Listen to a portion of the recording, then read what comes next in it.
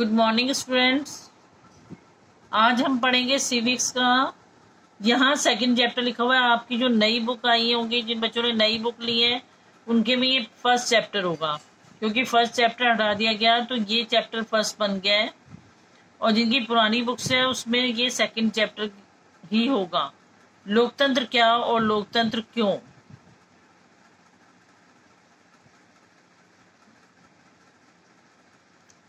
लोकतंत्र क्या,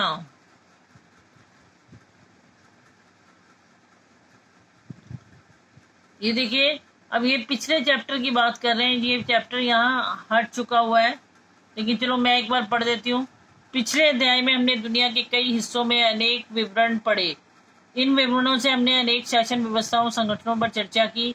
इनमें से कुछ शासन व्यवस्थाओं को हम लोकतंत्र कहते हैं, दूसरों को गैर लोकतांत्रिक शासन व्यवस्था कहा गया। क्या हम जिन्हें लोकतांत्रिक कहते हैं उन सभी देशों की सरकारों के बारे में कोई एक बड़ी चीज याद है, हो सकती है। अब ये उन्होंने यहाँ पे आपको जितनी भी चर्चा कर रहे हैं वो पिछले चैप्टर की कर रहे हैं। वहां उन्होंने बताया था कि कितनी जगह पर लोकतंत्र फैला हुआ है और अभी भी कितनी जगहों पर लोकतंत्र नहीं है। तो इसको हम रहने देते हैं, क्योंकि पिछले चैप्टर से हमें परिभाषा की जरूरत क्यों। आगे बढ़ने से पहले आइए सबसे पहले एक मेधावी छात्र मैरी की आपत्ति पर गौर किया जाए। वह लोकतंत्र को परिभाषित करने के इस तरीके को पसंद नहीं करती और कुछ बुनियादी सवाल पूछना चाहती है। उसकी अध्यापिका मैटिल्डा लिंगदो ने उसके सवालों का जवाब देना शुरू किया तो कक्षा के अन्य छात्र भी इस चर्चा में भाग लेने लगे। ठीक है, उन्होंने कहा कि जो उन्होंने पढ़ा कि लोकतंत्र क्या होता है, लोकतंत्र को परिभाषित बताने लगी जब उसकी टीचर, तो वो जो एक वहां पे बच्ची थी जिसको ये चीज मेधावी की छात्रा थी, उसे आपत्ति होती है कि ये ऐसा क्यों, ऐसा नहीं होना चाहिए, हमें तो ये सही नहीं लग रहा। तो वो अपनी टीचर से कुछ सवाल पूछती है और टीचर उसके सवालों का जवाब देती है। मैडम मुझे ये तरीका ठीक नहीं लगता कि एक अध्याय तो किस्सों और लोकतांत्रिक व्यवस्थाओं की चर्चा में लगा दिया और अब आकर हम लोकतंत्र का मतलब जानने की कोशिश कर रहे हैं। मेरे कहने का मतलब है कि इस काम को ही हमें पहले करना और पहले अध्याय वाली पढ़ाई को अब ऐसा ठीक नहीं होता। अब उन्होंने कहा कि हमें फर्स्ट चैप्टर में आपने बताया लोकतंत्र कहाँ कहाँ पर है, कहाँ पर नहीं है, किन्हें गैर लोकतांत्रिक कहते हैं, किसे लोकतांत्रिक कहते हैं, और अब जाके हमें परिभाषा बता रहे हो उसकी। पहले जगह जगह ने बता दिया कि लोकतंत्र यहाँ है या नहीं, और अब हमें समझाने लगे हो कि परिभाषा क्या है। मेरे हिसाब से हमें ये चीज पहले पढ़ानी चाहिए, उसकी परिभाषा हमें पहले बतानी चाहिए थी, और लोकतंत्र कहाँ कहाँ है बाद में। ठीक है, ये मैरी कहती है मैडम को अपनी को। तो लिंगदो क्या कहती है? लिंगदो मैडम, तुम्हारी बातों में दम है, पर क्या हम अपने सामान्य जीवन में भी ऐसा ही नहीं करते? क्या कलम, बरसात, प्रेम जैसे शब्दों का उपयोग करने से पहले इसकी परिभाषा स्पष्ट करनी जरूरी मानते हैं? जरा सोचो, क्या हमारे पास इन शब्दों के लिए बहुत स्पष्ट और सर्वमान्य परिभाषा है? शब्दों का उपयोग करके ही हम उनका अर्थ जानते हैं। अब उन्होंने कहा कि लोकतंत्र शब्द अगर हमने पहले तुम्हें बता दिया कि एक लोकतंत्र होता है तो उसमें गलत भी कुछ नहीं था।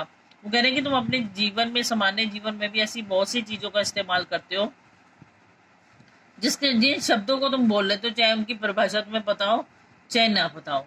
जैसे कलम, अब कलम की परिभाषा जरूरी थोड़ा कि पहले परिभाषा समझाई जाए फिर तुम उस कलम का इस्तेमाल करते हो, या बरसात की परिभाषा दी जाए फिर तुम बरसात वर्ड बोलते हो।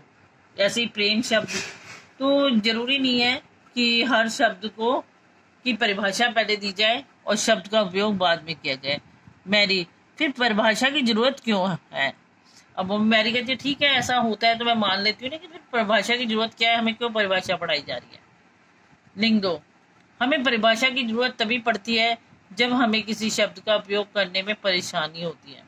हमें बारिश की परिभाषा की जरूरत तभी होती है जब हमें बूंदाबांदी और बादल फटने जैसी स्थिति और सामान्य बरसात में फर्क करना होता है।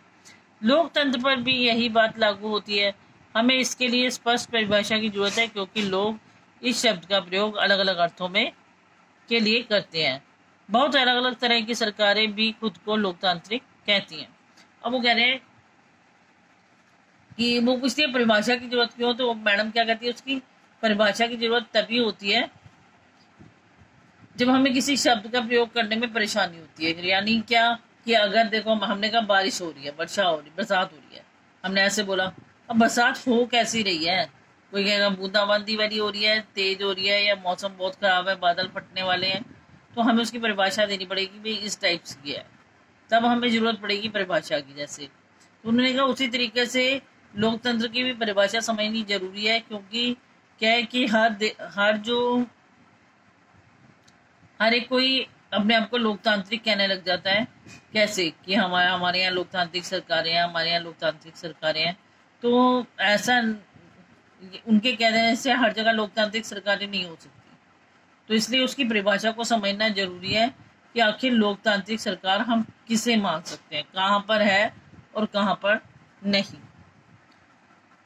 रिबी यांग,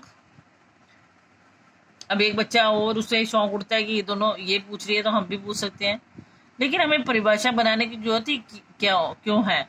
एक दिन आपने हमें अब्राहम लिंकन का एक वाक्य सुनाया था, लोगों के लिए, लोगों की और लोगों द्वारा चलने वाली शासन व्यवस्था ही लोकतंत्र है। अब वो एक रिबियांग नाम का बच्चा है, उसे याद आता है एक दिन मैडम ने हमें बताया था, अब्राहम लिंकन की एक परिभाषा बताई थी, हमें एक वाक्य सुनाया था कि लोकतंत्र क्या होता है? लोगों के लिए होता है और लोगों के द्वारा ही, मतलब हम ही लोग ही चुनते हैं ना इसमें अपने शासक को, तो लोगों के द्वारा चलने वाली शासन व्यवस्था ही लोकतंत्र है। मेघालय में हम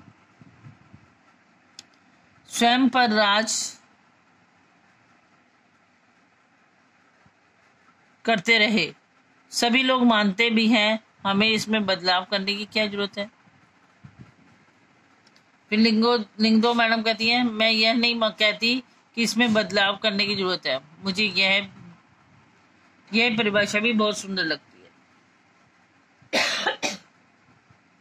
उन्होंने कहा अब्राहम ने ऐसा कहा और उसे सब मान रहे हैं कि लोगों द्वारा चलाई जाने वाली शासन व्यवस्था ही लोकतंत्र है, सब इसको मान रहे हैं, तो भी इसको बदलने की क्या जरूरत है? मैडम कहती मैं नहीं कह रही बदलने को, मुझे भी ये परिभाषा बहुत सुंदर लगती है। जब तक हम इस मसले पर खुद से विचार ना करें तब तक यह तय करना मुश्किल होगा कि लोकतंत्र की यह सर्वोत्तम परिभाषा। हमें किसी चीज को सिर्फ इसी आधार पर स्वीकार नहीं कर देना चाहिए कि किसी बहुत नामी गिरामी आदमी ने उसके लिए कुछ बहुत अच्छा कहा है, यह सभी लोग उसे सही मानते हैं।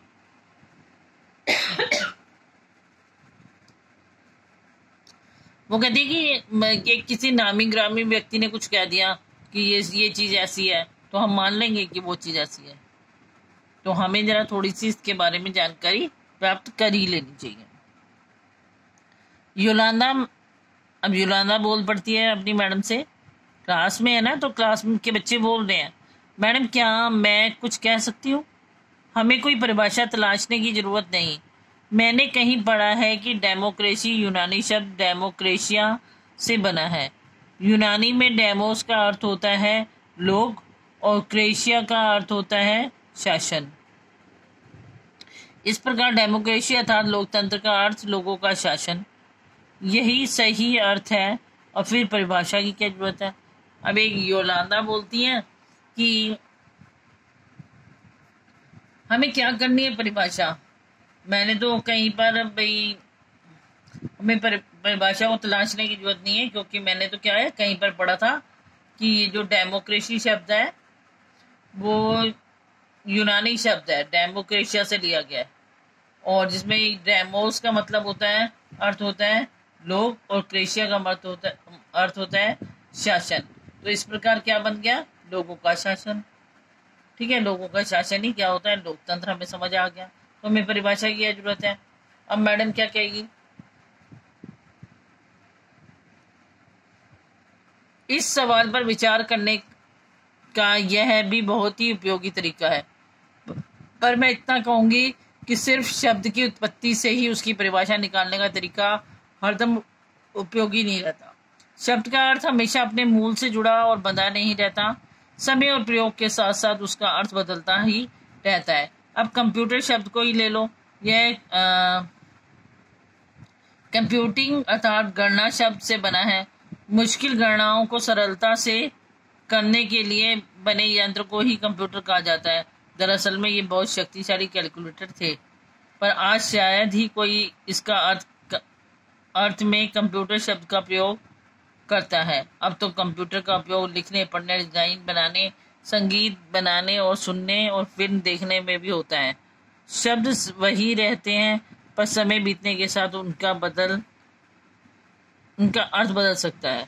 ऐसी स्थिति में सिर्फ शब्दों के मूल अर्थ पर ही भरोसा करना बहुत उपयोगी नहीं होता।